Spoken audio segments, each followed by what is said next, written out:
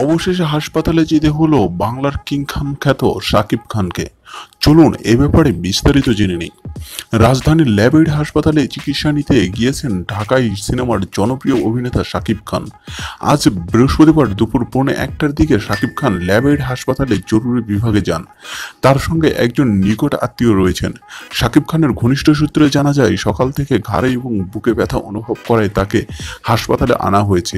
এদিকে ল্যাবএইড হাসপাতালের একজন কর্মী জানান, শাকিব খান এই হাসপাতালে নিয়মিত চিকিৎসা নেন। এর আগেও তিনি এখানে চিকিৎসা নিতে এসেছেন। আজ তিনি হাসপাতালে এসেছেন এবং চিকিৎসকের সঙ্গে পরামর্শ করেছেন। ধন্যবাদ সবাইকে এই ভিডিওটি দেখার জন্য। বন্ধুরা, লাইক, কমেন্ট এবং শেয়ার করবেন আর এই চ্যানেলটিতে সাবস্ক্রাইব করতে ভুলবেন না। ধন্যবাদ সবাইকে।